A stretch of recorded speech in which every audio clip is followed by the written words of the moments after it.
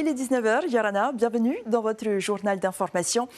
Voici les titres. Formés pour éviter le pire. Déjà 2 vies perdues sur nos routes depuis le début de l'année. Ce soir, focus sur le BSR, le brevet de sécurité routière, un véritable outil de prévention ou une réponse encore insuffisante face à l'insécurité routière chez les plus jeunes. Réponse dans ce journal. Des watts pour le ballon rond. À Veirao, le Carbas fait vibrer la presqu'île. Des décibels pour sauver les finances du club de foot local nommé Tayarapu FC. Punaouia fait le ménage. Succès populaire pour l'opération Rempli ta benne. La commune hausse le ton contre les dépôts sauvages. Et puis l'invité de la rédaction, Rocky Gobré, est avec nous. L'Elvis de la Polynésie nous parle de son actualité musicale. Entre hommage au King à la Gold Coast et soirée américaine à Tahiti, on le retrouve dans notre rubrique Te Honorahua. Mais d'abord, cette information, une importante saisie de méthamphétamine a été réalisée à Nukuhiva. 40 kilos d'ice ont été interceptés à bord d'un navire de croisière. L'opération menée par la direction territoriale de la police nationale visait le paquebot Crystal Serenity, alors au mouillage dans la baie de Taiohae. Un passager, présenté comme un croisiériste polynésien, a été interpellé en possession de la marchandise. Dans le prolongement de cette enquête, 3 autres personnes ont également été interpellées à Tahiti et placées en garde à vue. Image capturée ici par Marcel Bonneau. Sur le front du narcotrafic, la justice durcit le ton. À Punaouia, un homme a été incarcéré pour avoir violé une interdiction de paraître, une première application judiciaire de la loi anti-narcotrafic. L'individu, connu pour ses activités de deal, avait l'interdiction formelle de remettre les pieds dans son quartier. Mardi, il y est repéré par la police municipale. Interpellé, il reconnaît les faits. Verdict, 2 ans de prison, dont 6 mois ferme. Ce soir, il dort à Utania. Sur nos routes, le bilan est déjà trop lourd. 2 morts depuis janvier. Alors, au-delà des contrôles et des sanctions, une question se pose. Formé plus tôt dès 17 ans, peut-il réellement sauver des vies? Éclairage avec Mérénie Gamblin et Marcel Bonneau. Des fractures jusqu'à l'os, des membres arrachés, un rappel brutal des conséquences de la vitesse, de l'alcool ou d'une seconde d'inattention sur la route. Les images choquent et c'est le but. On voit la tête des gens qui sont en particulier au premier rang. Quand il y a les premières photos qui apparaissent, ils sont terrorisés. Donc ça motive. À titre personnel, depuis que je suis chirurgien orthopédique, j'ai changé ma façon de conduire. Ça fait toujours peur, quoi. Il peut y avoir un accident à n'importe quel moment. Du coup, c'est toujours bien d'écouter ce genre de formation. Soraya a bien failli y passer il y a 4 ans. Elle est allée trop vite dans une descente avec un vélo sans frein et une amie sur le guidon. Elle n'a pas pu éviter la chute. La prudence est désormais son mot d'ordre. Je ne vais plus en vélo. J'ai peur d'utiliser le vélo. Je préfère marcher ou aller en voiture. Scooters, vélos et motos électriques sont la bête noire des gendarmes. En 2025, la moitié des accidents mortels concernaient des 2 roues. Et cette année, les 2 premières victimes roulaient en scooter.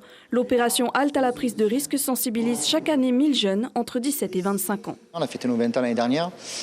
Sur les 20 ans, on a calculé qu'en fait, il y avait 30%, quasiment, on l'a divisé par 2 le nombre de jeunes de moins de 25 ans accidentés sur les routes en Polynésie avec cette association.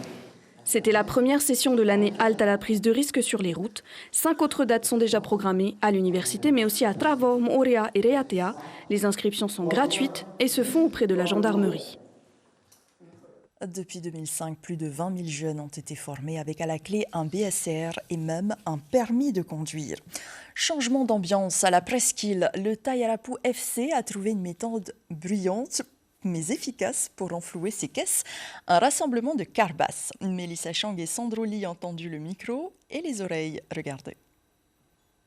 8 haut-parleurs, 4 amplificateurs, un groupe électrogène. Tous ces équipements appartiennent à Jérémy. Passionné de carbasses depuis une dizaine d'années, il a investi près de 4 millions de francs dans ce matériel de sonorisation.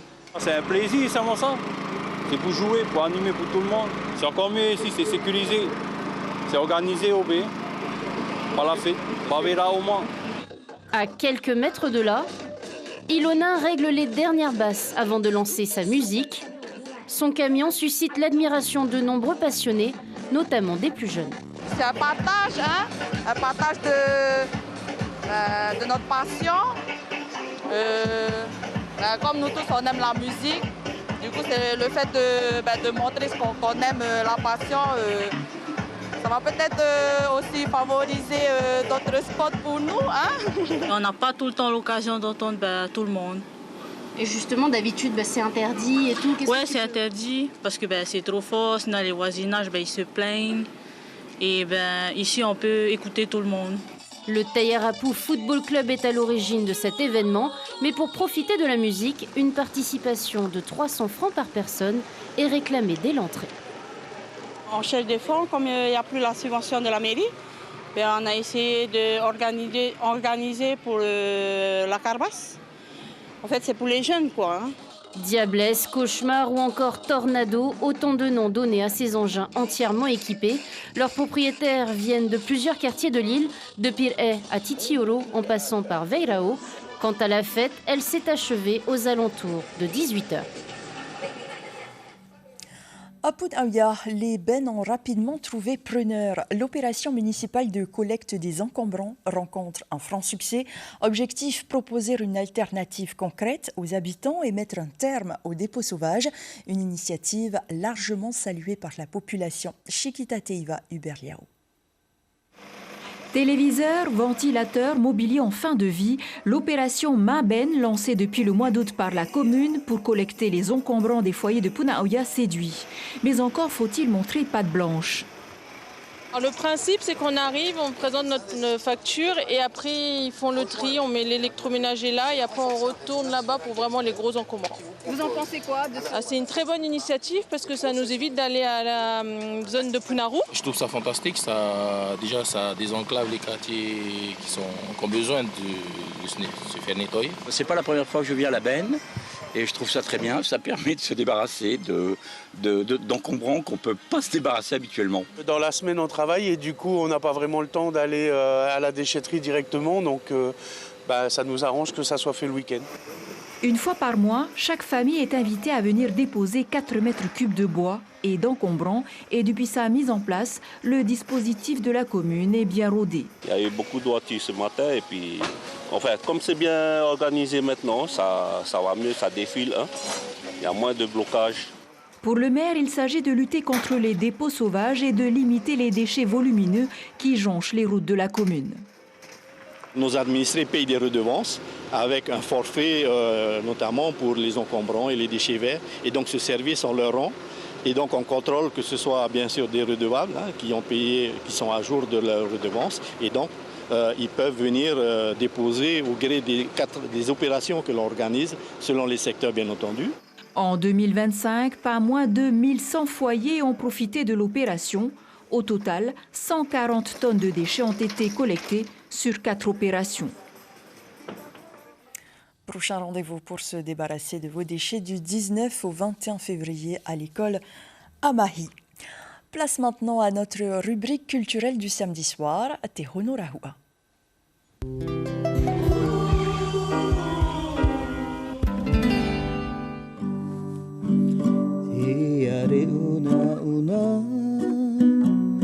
Te poeia ewe mareva ta uroti titaua na ta purutu mai te moana pa te umaina. Et vous l'avez reconnu, notre Elvis local, Rocky Gobré Yorana. Yorana. Merci d'être avec nous ce soir. Alors, vous vous apprêtez à vous rendre à Gold Coast en février pour participer à un hommage à Elvis Presley. Qu'est-ce que cela représente pour vous? Alors, aujourd'hui, ça fait quand même 35 ans que je chante le King. Pour moi, ça veut dire beaucoup de choses. C'est toute ma vie, Elvis. Donc, mes enfants ont baigné dans Elvis, moi, toute ma famille, ma femme. Et aujourd'hui, je vis grâce à Elvis.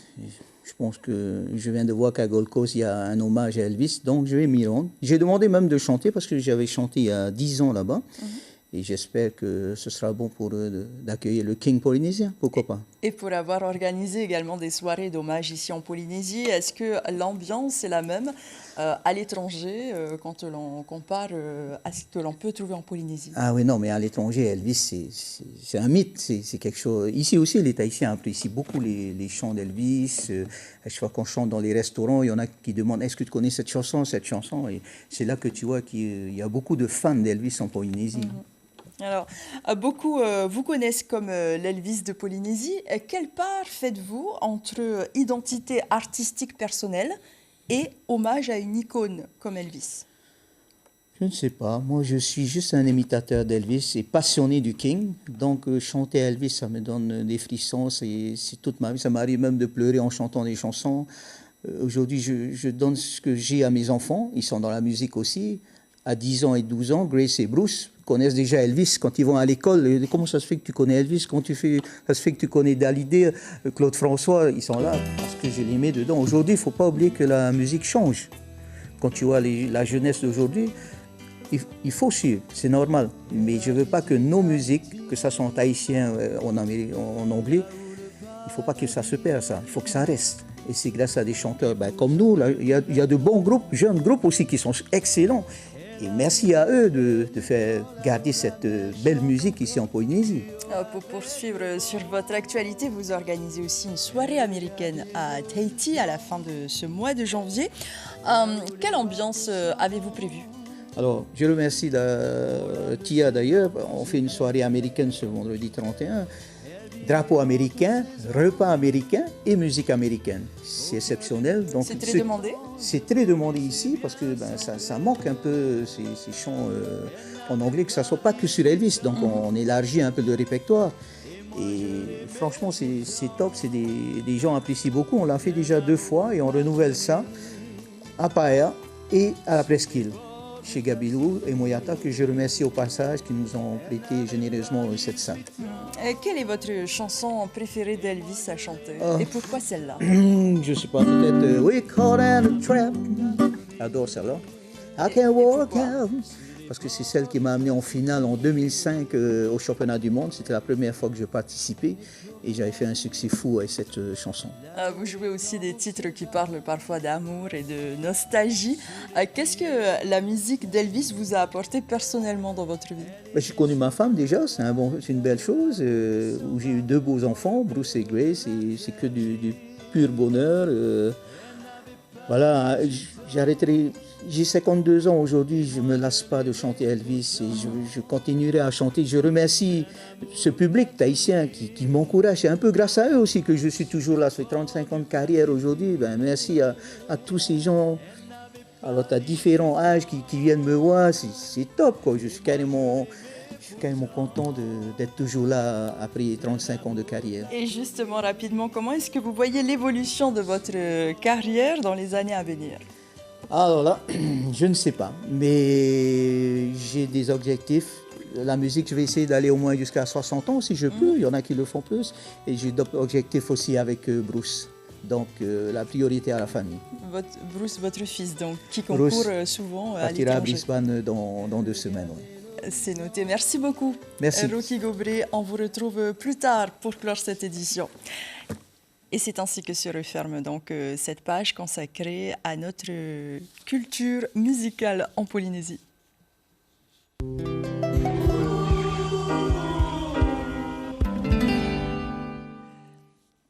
Plus d'une centaine de compétiteurs, une houle prometteuse et une saison qui démarre fort. La première étape du Tahiti Open Tour s'est déroulée aujourd'hui. Surf, bodyboard, kneeboard, le niveau est au rendez-vous. Avant les prochaines étapes à Tiahupo et Papara, le vice-président de la fédération, Philippe Climat, se dit confiant. Il s'exprime au micro de Sandro. Pour cette première étape Open, on a plusieurs catégories. Pour aujourd'hui, on a vu qu'on a à peu près 112 inscrits, mais dans plusieurs catégories. À savoir, il y a 5 catégories, le surf, le bodyboard prone, le longboard et tout ça, c'est garçon-fille. Hein. C'est pas juste garçon, c'est pas réservé aux garçons. Hein. Mais on va dire c'est 2 catégories distinctes, bodyboard garçon, bodyboard fille, ainsi de pour les surf aussi, c'est garçon-fille, longboard également. Et en boxe, c'est une victoire qui claque comme un uppercut. À 37 ans, Edith Tavan est championne de France. Hier soir, à La Rochelle, la Tahitienne s'est imposée face à Camille Vincent. Victoire nette, unanime, 5 juges à 0. La ceinture des moins de 80 kilos revient aux Fénois. Une performance immense. Une autre femme d'exception à l'honneur ce samedi dans les jardins de l'Assemblée de la Polynésie. Stelat Arwamia, directrice des contenus de l'information de Polynésie la Première, a été faite chevalier de la Légion d'honneur. Une distinction qui salue 35 ans de service public, de rigueur journalistique et d'engagement. Un hommage rendu près de là où tout a commencé, à l'ancien RFO, berceau de son parcours. Première femme à diriger l'information depuis septembre 2023, Stelat Arwamia incarne une vision, une information libre, exigeante et fidèle à la société qu'elle raconte. En conclusion, elle a rappelé l'essentiel, le courage du travail et l'exigence de la vérité, pilier d'un service public fort. Un détour par Nouméa où la nature reprend ses droits. Les hippocampes sont de retour dans la baie des Citrons. A disparu depuis des années, les chevaux de mer ont de nouveau été observés. Un signal encourageant, symbole d'une eau plus saine. Les explications de nos confrères de Nouvelle-Calédonie la Première. Derniers ajustements avant la plongée. Dans quelques minutes, ces deux amoureuses du lagon rejoindront leur chouchou à quelques dizaines de mètres du rivage. On va chercher Harry, Sally, Hermès et essayer de trouver Basile. Ok, ça marche. Harry, Sally, Hermès, Basile, autant de petits noms donnés avec affection aux hippocampes qui ont élu domicile à la baie des Citrons. Ces images en attestent. Après plusieurs années, les chevaux des mers sont bel et bien de retour. Spectacle grandiose capté sous 5 mètres d'eau. On les voit se reproduire, ils ont une façon de se reproduire. C'est le mâle qui porte les œufs dans sa poche ventrale. Quand ils se reproduisent, ils forment un cœur. C'est vachement sympa. Comment expliquer le retour des hippocampes en baie des Citrons? La réponse se trouve peut-être à une rue seulement de la plage. Depuis quelques années, l'aquarium des lagons accorde une place importante à ces petits animaux vulnérables et sans moyens de défense, si ce n'est leur sens du camouflage. Nous, l'aquarium, on a relâché des milliers d'hippocampes depuis des années, en fait. Parce que nous, on en a beaucoup à l'aquarium, ils se reproduisent. Un mâle adulte, il fait quasiment jusqu'à 900 alevins toutes les 3 semaines. Donc nous, on a relâché des milliers d'hippocampes. Donc c'est difficile de dire quel est l'impact réel du retour des hippocampes à la baie des Citrons. Mais en tout cas, c'est plutôt une bonne nouvelle. Ça veut dire que quelque part, quand même, l'écosystème, il va bien. Une nouvelle encourageante pour l'animal emblème de Nouméa, qui à l'échelle mondiale présente des signes de déclin depuis plusieurs années maintenant. On rappelle l'info principale de ce samedi 24 janvier. Une importante saisie de méthamphétamine a été réalisée aux Marquises à Nukuhiva. 40 kilos d'ice ont été interceptés à bord d'un navire de croisière alors au mouillage dans la baie de Taïoae. Un passager a été interpellé sur place. Dans le cadre de cette même enquête, 3 personnes ont également été interpellées à Tahiti et placées en garde à vue. Et demain, un événement très attendu. Hino Poko Devez, Miss France 2026, atterrit dimanche soir à Fa'a. Son arrivée sera à suivre en direct sur notre page Facebook. La population est invitée à l'aéroport et elle sera également l'invitée de ce journal lundi soir. Et à suivre sur notre antenne, le feuilleton L'amour de ma vie, suivi de la série Vigile. Merci de nous avoir suivis. Très belle soirée sur Polynésie la Première. Et à demain, on referme ce journal avec Rocky Goblé. It's now or never. Come hold me tight. Kiss me, my darling. Be mine tonight. Tomorrow will be too late. It's now or never. My love won't wait.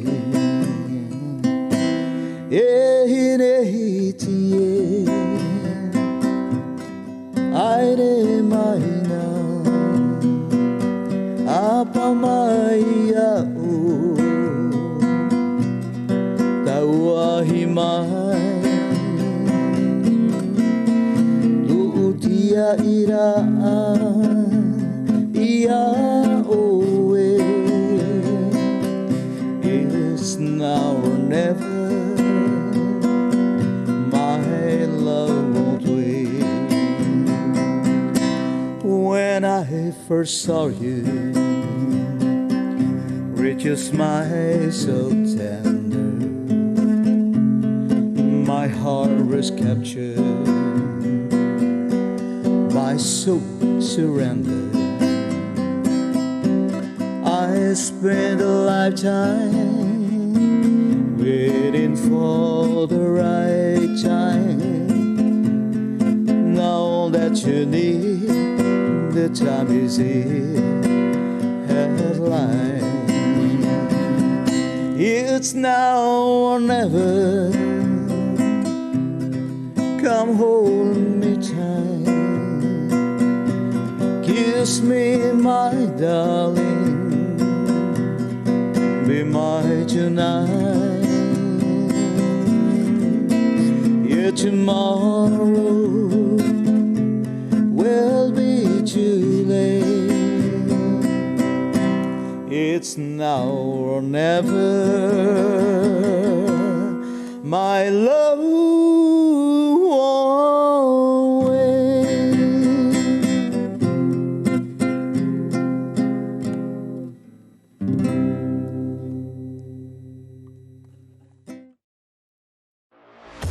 Retrouvez toute l'info sur WhatsApp en scannant notre QR code.